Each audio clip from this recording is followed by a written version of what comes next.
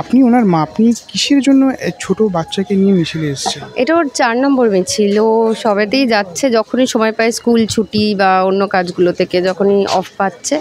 এক তো ওর নিজের ভালো লাগছে, এমনিও ছোটোবেলা থেকে খুবই প্রতিবাদী আমাদের সাথে থেকে। তার সাথে এইটা আমার মনে হয় যে যা চলছে, যা হচ্ছে বা যা হতে চলেছে, যেহেতু আমরা এগোচ্ছি, যেরকম দমননীতি বাড়ছে তার জন্য আবার আমাদের এই মিছিল বাড়ছে, আমাদের প্রতিবাদও বাড়ছে, সেরকম আরও বাড়বে, কারণ যে সময়টা আসছে। তাই প্রতিবাদী না হলে আমার মনে হয় আমরা কেউ টিকে থাকতে পারবো না। তাই প্রতিবাদী হওয়ার জন্যই এই ট্রেনিং আর এইভাবেই এগিয়ে যাওয়া। কিসের জন্য মিছিলে এসেছো? মেয়েদের জন্য মিছিলে এসেছি। তোমার এই পোস্টারগুলো তোমার নিজের বানানো?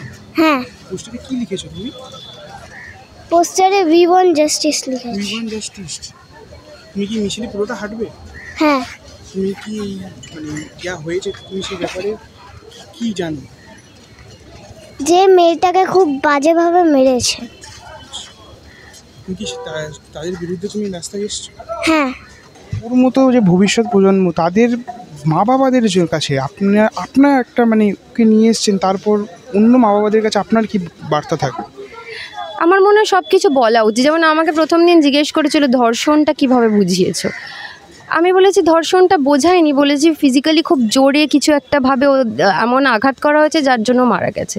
ওকে ওর মতো করে, আমি ছোটোবেলা থেকে সব জানে, তো আমি ওকে ওর মতো করেই বোঝাই। সেই বোঝাতে ও মোটামুটি নিজের মতো করে ইন্টারপ্রেট করে। আর বাচ্চারা এরমভাবেই তৈরি হয়ে যায়। আমার মনে হয় যে সব কিছু জানানো উচিত, কী হচ্ছে না হচ্ছে। তাহলে কি হয়, যখন বড় হয়ে আমরা ঠেলে দিই না, যা দেখে নে এবার তোর সময়, তখন ওরা ঘাবড়ে যায়। কিন্তু যদি ছোটোবেলা থেকে যদি জানতে জানতে বড় হতে থাকে না, আমার মনে হয় অতটাও সমস্যার মধ্যে পড়তে হয় না। যেটা আমি ছোটোবেলা থেকে যেহেতু বড় হয়েছি এরকম জানতে জানতে প্রতিবাদ করতে করতে, আমি কিন্তু যত বড় হয়েছি আমি কিন্তু একাই আছি, একাই প্রতিবাদ করি, আমার কিন্তু সমস্যা হয় না, কারণ আমি জানি।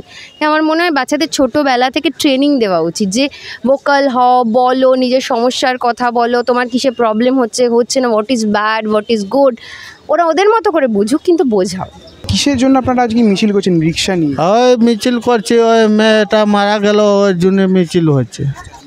চাইছেন মিছিলের কি দাবিতে? মিছিলের দাবি কি এরকম হলো, যেটা ভালো ঘটনা হলো না। তোমরা কি সবাই আপনারা এর সাথে আছেন, এই দাবিতে আপনারা? হ্যাঁ, এটার দাবি তো থাকবে, আমার হোক কারো হোক, সব তো এক সমান থাকে। তো ওই জন্য আমার মিছিলটা বেরিয়েছে। আজকে কিসের জন্য রিক্সা যে চালাচ্ছেন, রিক্সা চালকদের মিছিলটা কিসের জন্য? রিক্সা চালক না, আমরা এটা রিক্সা শ্রমিকদের মিছিল বলছি। দেখুন, এই যে ঘটনা ঘটছে, এটা সমাজের যে কোনো মানুষের সাথে ঘটতে পারে, যে কোনো স্তরের মানুষের সাথে ঘটতে পারে। আজকে দাঁড়িয়ে কর্মক্ষেত্রে মানুষ সুরক্ষিত নয়।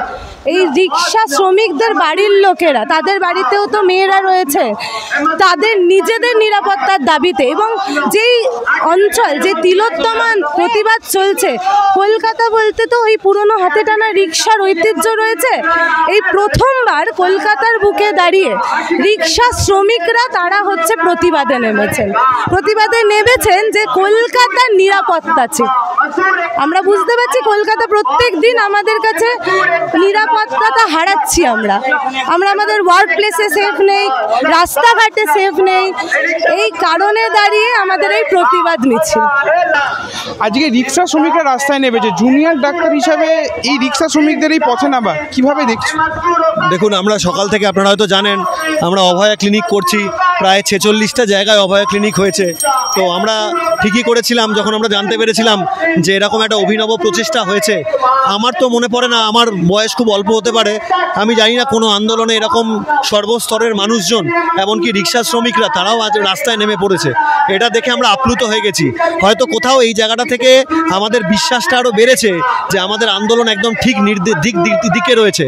আমরা 1 মাস হয়ে গেছে, এখনও আমরা সুবিচার পাইনি, এখনও আসল অপরাধীরা ধরা পড়েনি। সেই জায়গা থেকে আমরা যে আন্দোলন কন্টিনিউ করে যাচ্ছি, সেইটার ওপরেই বোধহয় শিলমোহর পড়েছে আজকের এই যে আন্দোলন বা আজকে যে মিছিল হয়েছে সেইটা। তো আমরা এটাতে আমরা অভিভূত, আমরা আপ্লুত, সেই জন্য আমরা চলে এসেছি। আমাদের আরও অনেক বন্ধুবান্ধব তারা অভয়া ক্লিনিক থেকে ডাইরেক্ট দৌড়ে এখানে আসছে না জয়েন করার জন্য। আমরা ভীষণভাবে আপ্লুত। এই রিক্সা শ্রমিকদের প্রতি তোমাদের কি বার্তা থাকবে মানে এই আন্দোলনকে এগিয়ে নিয়ে যাওয়ার জন্য? শুধুমাত্র রিক্সা শ্রমিকদের জন্য নয়, সমগ্র স্তরের সকল মানুষের কাছে আমাদের বক্তব্য একটাই, যে আজকে যে ঘটনার আরজি করে ঘটেছে এটা কিন্তু যে কারুর সাথে ঘটতে পারে। আজকে এই আন্দোলন শুধুমাত্র আরজি করের নয়, শুধুমাত্র ডাক্তারদের নয়, শুধুমাত্র মহিলাদের নয়, এই আন্দোলন সমগ্র বিশ্বের প্রতিটা মানুষের।